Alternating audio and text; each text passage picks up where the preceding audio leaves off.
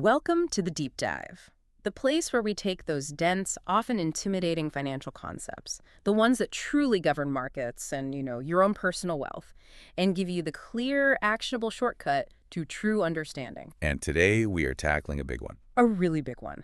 Today we are wrestling with a single, potent word: amortization.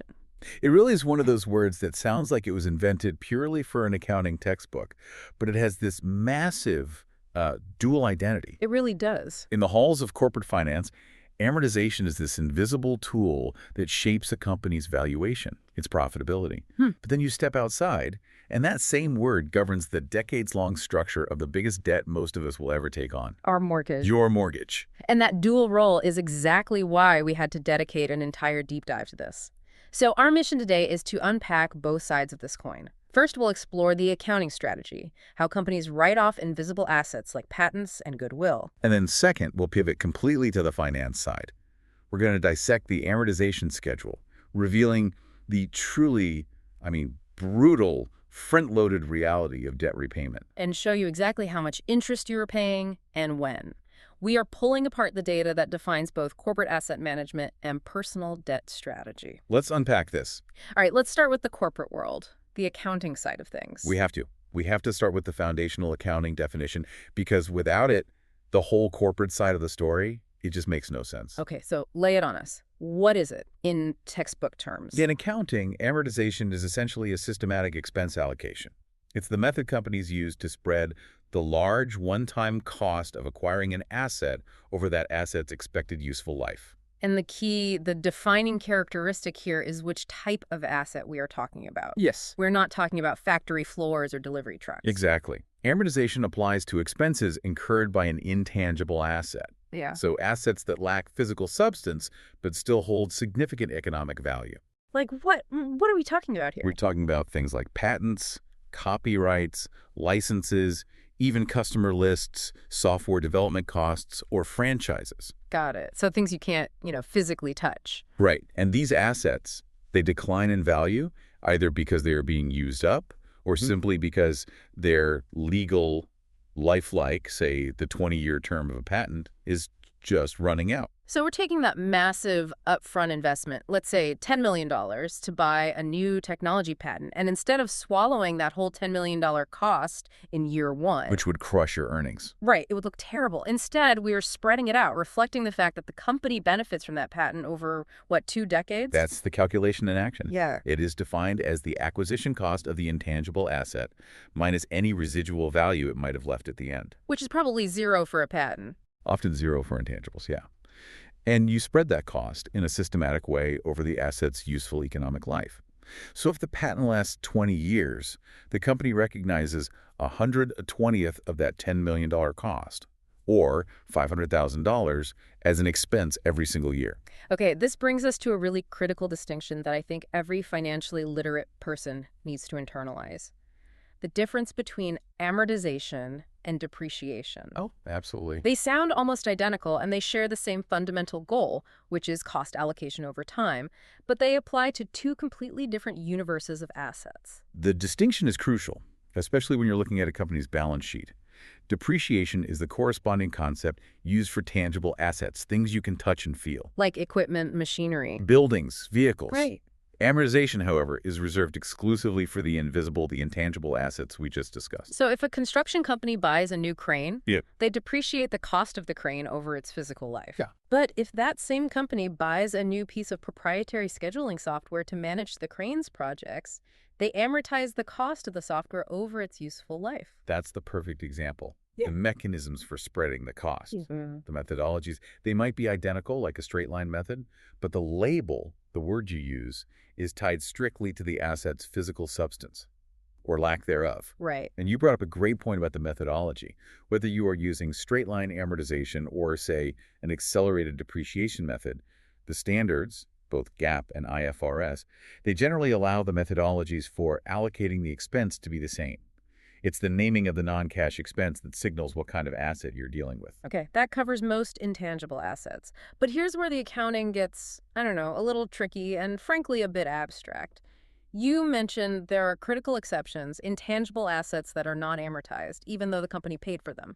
This is critical, especially when you're analyzing large mergers and acquisitions.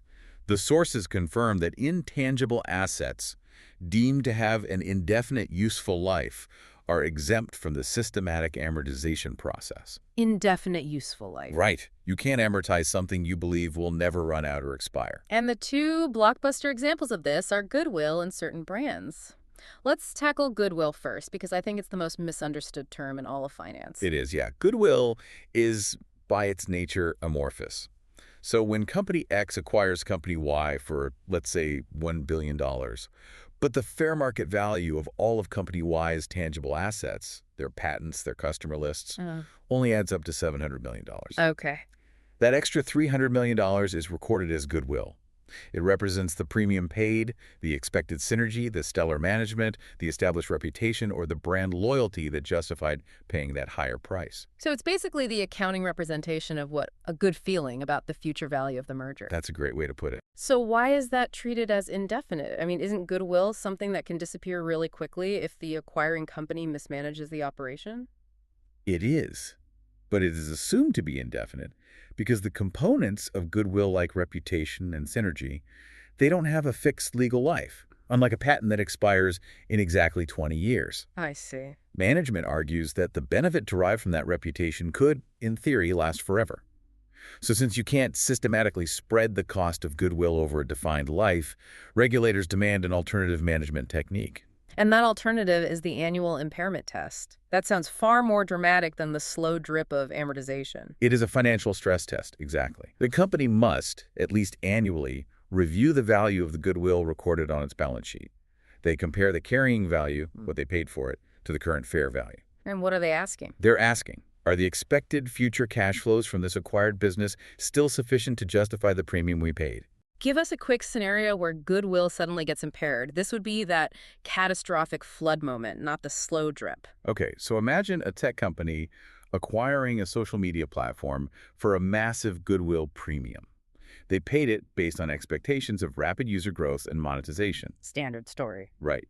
But if, 6 months later, a rival emerges that completely siphons off their user base, or a major regulatory change crushes their core business model, well, the economic future supporting that goodwill disappears. And then what? That company must immediately recognize a massive impairment loss. It's a non-cash charge, but it hits the income statement immediately, and it can turn a profitable quarter into a massive loss, just like that. And that's why impairment news often sends stock prices reeling. It's a signal that management's original expectation for the acquired asset's value was fundamentally wrong. It's a recognition of immediate, non-recoverable loss. A huge contrast to the slow, steady expense recognition of amortization. Predictable versus a sudden shock. Precisely. Amortization is predictable. Impairment is a sudden and sometimes devastating correction. So let's pivot to the practical impact of amortization on financial reporting, because this mechanism allows companies to manage, or maybe engineer, their profitability metrics. This is what our research labeled the net income trick. I think this is one of the most fascinating nuggets for any listener trying to understand corporate earnings reports. How does amortization influence the bottom line in a way that often makes a company look healthier? It revolves entirely around this concept of capitalizing expenses. Companies often incur enormous lump sum costs. For instance, developing a new piece of ERP software that will take 3 years to build and then be used for 5 years after that. Right, a huge cost. A huge cost. Yeah. If they treated that entire expenditure as a regular operating expense when the money was spent, their current year's profit would be just annihilated. Okay, so let's use a concrete example to ground this. Imagine Company A and Company B both spend $5 million in cash this year on developing proprietary software that has a 5-year life. Perfect. Company A decides to expense the entire $5 million immediately. On their income statement this year, they show a $5 million hit to their revenue, which dramatically lowers their operating income and, their net income. Well, it's fiscally painful. Very. Now, Company B uses amortization. They treat that $5 million software development cost as a capital expense. So they're essentially turning it into a long-term asset on their balance sheet, just like buying a factory. Exactly. They capitalize the cost. The full $5 million outflow is noted on the cash flow statement, sure, But on the income statement, they only recognize a fractional expense through amortization. So they use a straight line method over 5 years. Right. And they only recognize $1 million, $5 million divided by 5 years as an expense this year. So wait, Company B's net income is $4 million higher than Company A's purely because of an accounting choice, even though both companies saw $5 million in cash leave their accounts this year. That is the essence of the trick. It smooths earnings. By spreading that significant $5 million cost over 5 years, recognizing only $1 million per year, Company B stabilizes its earnings profile and makes its profitability metrics look much stronger in the current fiscal period. Which is immensely attractive to investors who prize steady growth. Of course. That is incredibly shrewd. So when I'm looking at a financial report, where does this amortization expense physically show up?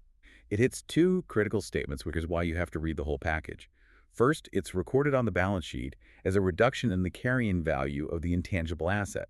It's a contra asset account, shrinking the asset's reported value over time. And second, And this is crucial for the net income trick, it is recorded on the income statement as an expense. It reflects the fraction of the asset used up during that period. You'll typically find it right near depreciation. and as we mentioned, this isn't the corporate Wild West. There are strict frameworks guiding what can be capitalized and what must be amortized. Oh, absolutely. The rules are stringent. For listeners looking into global companies, the International Financial Reporting Standards, specifically IAS 38, provides the guidance. And for U.S. companies. For U.S.-based companies, it's the United States Generally Accepted Accounting Principles, or GAAP, primarily through FAS 142. These frameworks dictate what constitutes goodwill, what must be tested for impairment, and how other intangibles are amortized. Okay, let's wrap up Amortization 1.0. We have successfully defined it as the corporate system for managing invisible assets and smoothing earnings. But now we're changing lanes completely. Big shift. A huge shift. We are leaving the billion-dollar balance sheets behind and transitioning to the single biggest debt decision that shapes most people's lives. We're moving from a non-cash expense to actual monthly payment schedules. From the abstract to the very, very real. Here we go. Amortization 2.0. In the world of personal finance, this word shifts meaning entirely. Here, it is not an expense allocation strategy. It is the process of paying down a major debt, systematically and regularly over a fixed period of time. It's the debt-killing protocol, usually applied to mortgages, car loans, student loans. This is the context most listeners will encounter the word in, usually when they are handed their first stack of mortgage documents.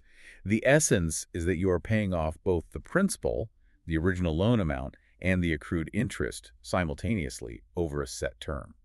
And this leads us directly to the document that reveals the inner workings of that process, the amortization schedule. Most people know their fixed monthly payment, but the schedule, that tells the true story. It is the blueprint of your debt. The schedule is a table, and it details every single periodic payment on that loan. But why is it necessary? Because just making a payment doesn't tell you where the money is actually going. Yeah. You need to differentiate the portion that's applied toward the interest expense, the lender's profit, from the portion that is used to actually reduce your principal balance. So without that schedule, you might just assume that if you have a fixed monthly payment of $2,000, maybe $1,000 is interest and $1,000 is principal. Right, a 50-50 split. But the schedule shows that the allocation is a dynamic, changing beast. Precisely. And this is the core mechanism, the allocation of that payment. The split between interest and principal is not static. It is constantly shifting. And understanding how it shifts, that's the greatest insight a borrower can gain. Okay, let's deep dive into that allocation mechanism, the mathematical logic behind it. If the payments are fixed, how does the split change over time? It all comes down to the interest calculation. See, the interest on the loan is calculated based on the outstanding principal balance. In the very beginning, when you first take out the loan, your principal balance is at its absolute highest. Right, the full amount. The full amount. Therefore, the interest calculation for that first payment period is also at its peak. So if I borrow $300,000 at 6%, the first month's interest is calculated on the full $300,000. That means, initially, a large portion of each fixed monthly payment has to be devoted to just covering the interest charge. That's right. Every payment is essentially a three-step process. First, the payment covers all the interest that is accrued since the last payment.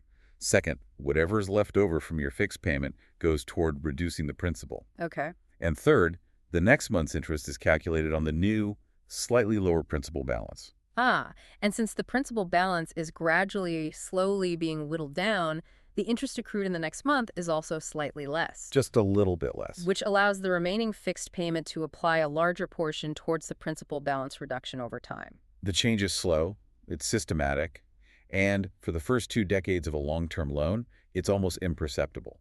The schedule is the only place that clearly differentiates the specific monetary amount for both the interest expense and the principal reduction for every single payment. It removes all the ambiguity. Okay, let's review the chronological structure of the schedule itself. It's not just a list of numbers, it's a detailed running history of your debt. The schedule runs strictly in chronological order, payment by payment. It generally begins counting the first payment one full period, usually 1 month after the loan was originated, Why then? because interest has already begun accruing in that first month. Yeah. Every line item is dated, ensuring transparency. It assumes you make the payment on time, every single time. And while the vast majority of the payments on a fixed-rate loan are identical, that final payment is often flagged as being a little different. It is. The last payment serves as the ultimate cleanup crew. It completely pays off the exact remainder of the loan. And because of the accumulation of tiny rounding errors over hundreds of payments, that final payment is often slightly adjusted, maybe a few cents more or less, to zero out the loan balance perfectly. So beyond the interest principal breakdown, what are the running totals that make the schedule such an indispensable tool for a borrower? It functions as a comprehensive dashboard of your debt history. For every single payment, the schedule updates 4 key metrics. You see the payment amount itself, the interest principal split, and then the running tallies. Which are? Interest paid to date, principal paid to date, and most critically, the remaining principal balance. That remaining balance figure is the fundamental value of the schedule. It tells you exactly what you still owe the lender, down to the cent, at any point in the loan's life. Okay, now we get to the section where the theory of amortization smacks into the reality of long-term borrowing, specifically mortgages. We have to stress again the fixed nature of payments in a fixed-rate, fully amortizing loan. It's the anchor of the whole process. If you take out a 30-year loan at a fixed rate, your total required monthly payment never changes. Whether you owe $300,000 or $30,000, if the calculated payment is $1,800, that payment is $1,800 until the day the loan is paid off. That predictability is a comfort, but you're saying it masks the engine running underneath. It does. And the engine is running heavy on interest in the early years. This is the disparate allocation phenomenon, the aha moment that shocks every new homeowner. This is where we need to spend some time because understanding this changes how you view debt. Okay, let's get into it. It is the brutal mathematical reality. The source material emphasizes the substantial front-loading of interest, especially during the first, say, 2/3 of a long-term loan. Let's consider a standard 30-year mortgage. Give us the hard numbers for that initial period. What percentage of that very first check goes to pure interest? In that very first payment, the allocation towards interest is just staggeringly high. Depending on the current interest rate environment, you will often find that 80% to 90% of your total payment is allocated purely toward interest expense. 80 to 90%. Yes, only 10% and 20%, that small sliver left over, actually reduces the principal balance. So if you're paying $2,000 a month, only $200 or maybe $300 might be attacking the debt itself. The other $1,700 or $1,800 is just the cost of borrowing. That is psychologically crushing. You feel like you're making this massive payment, making progress, but mathematically, you are predominantly just servicing the bank's profit for the first few years. And this disparity doesn't even out quickly. It takes an incredibly long time for the principal-reducing portion to exceed the interest-paying portion. How long? Our sources highlight a specific memorable fact for a standard 30-year loan. The allocation does not tip towards principal until payment 257. Payment 257. Let's make that number tangible for the listener. A 30-year mortgage has 360 monthly payments. Right. Payment 257 is over 21 years and 5 months into the loan term. Think about that. For more than 2 decades, the majority of your fixed monthly check is going straight into the lender's pocket as interest. It's not until year 22 that you finally feel like the debt is genuinely shrinking faster than the interest is accruing. To put it in relatable human terms, if you take out a 30-year mortgage when your child is born, the majority of your payment won't start hitting the principal until that child is over 21 years old and has graduated college. Wow. That fact fundamentally shifts the way you should approach long-term borrowing. And this is precisely why understanding the schedule transforms you from a passive payer into an active strategist. Which brings us to the immense power of extra payments. This is the single most valuable financial takeaway from dissecting the amortization schedule. If you decide to pay down more than the contractual monthly amount, you are directing those extra funds entirely toward the outstanding principal balance. So since the interest calculation for the next month is based on the reduced principal balance, paying extra now means you are killing debt that hasn't even accrued interest yet. Exactly. You are attacking the very basis of the lender's profit calculation. Let's say you send in an extra $1,000 in year one. Because your loan term is 30 years, that $1,000 you pay down today saves you interest compounded over the next 359 monthly payments. And if you wait, If you wait until year 20 to pay that extra $1,000, it only saves you interest compounded over the remaining 10 years, which is significantly less effective.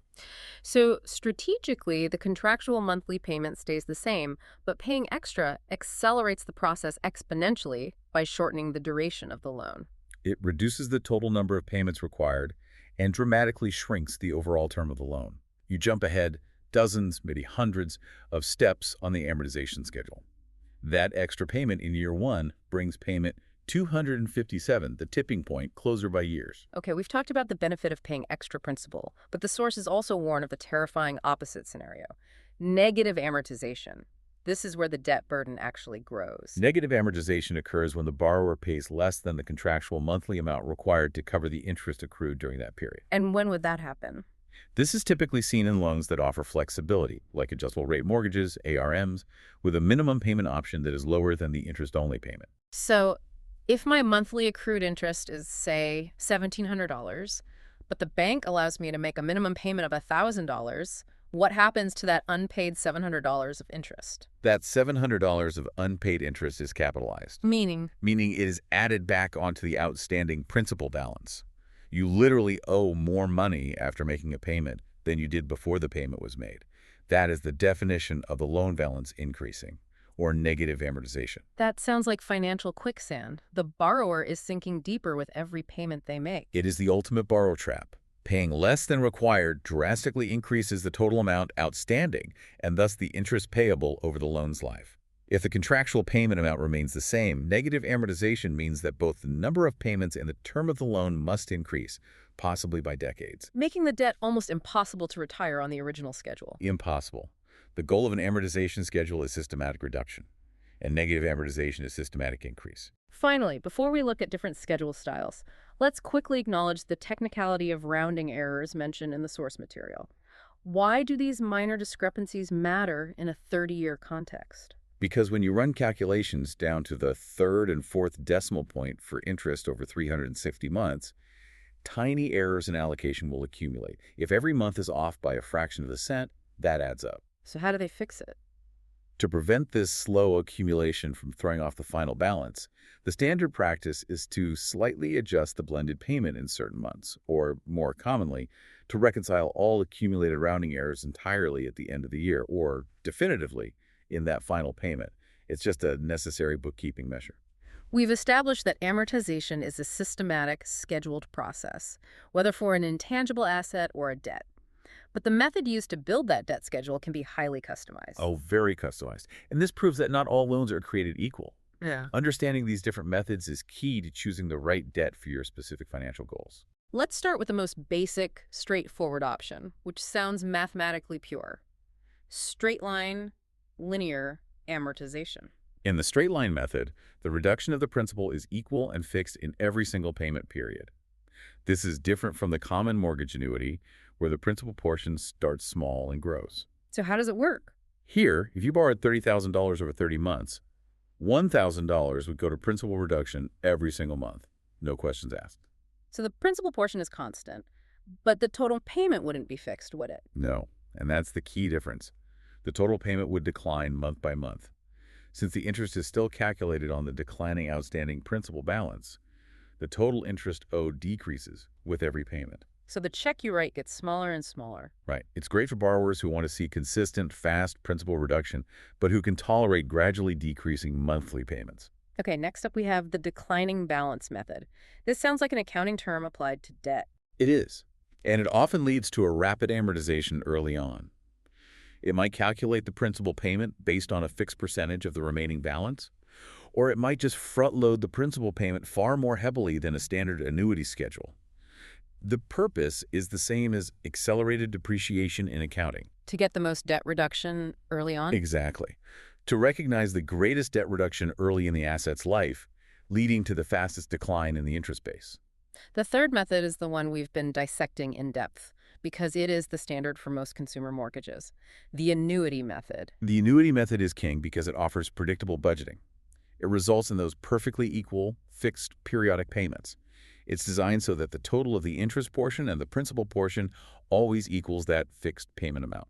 But as we've said, the internal allocation is highly dynamic. Very dynamic, disproportionately favoring interest early on.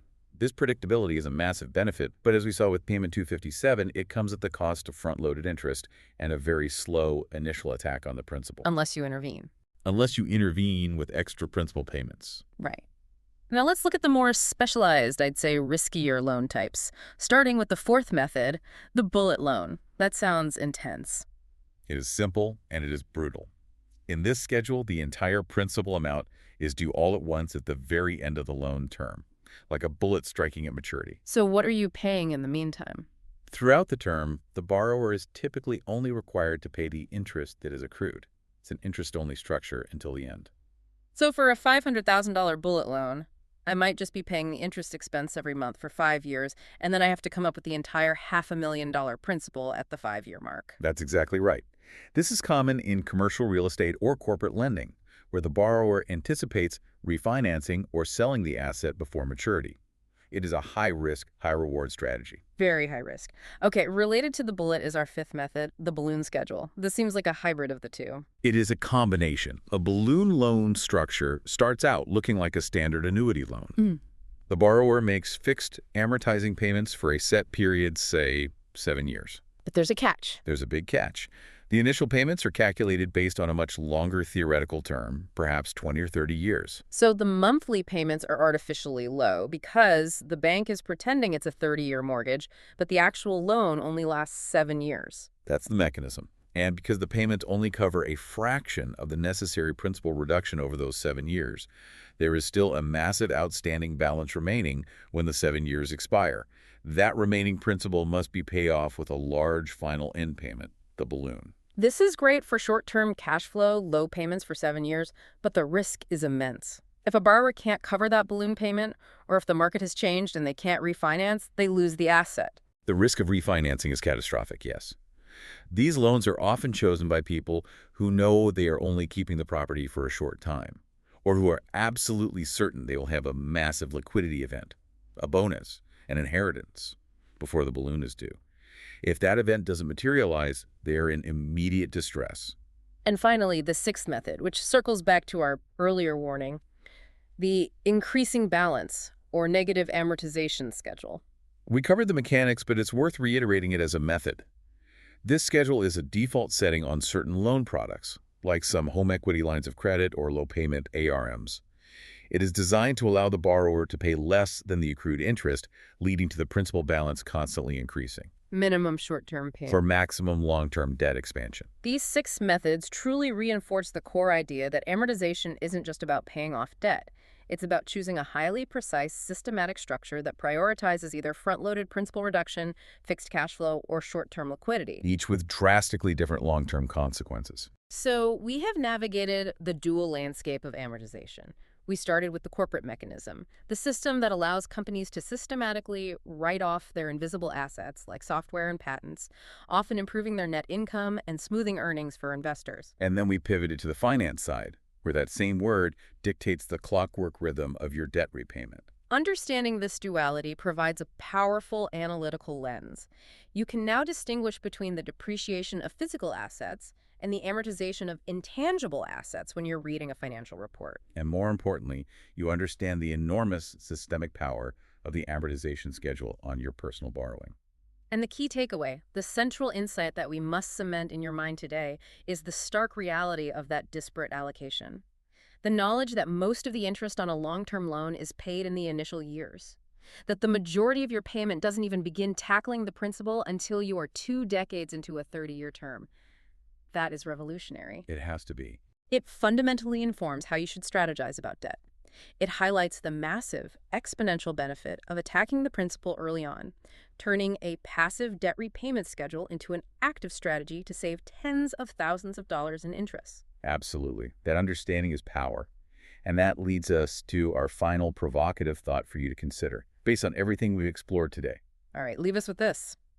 Knowing that amortization schedules are structured to benefit the lender by front-loading interest so heavily, how does this structure influence your decision-making when you are choosing between a short-term debt, which demands higher monthly payments but avoids decades of compounding interest, versus a long-term debt, which offers critical, lower monthly cash flow but guarantees that you'll be primarily paying interest for the next 2 decades? It is the ultimate trade-off between today's cash flow needs and the massive cost of borrowing over the lifespan of the debt.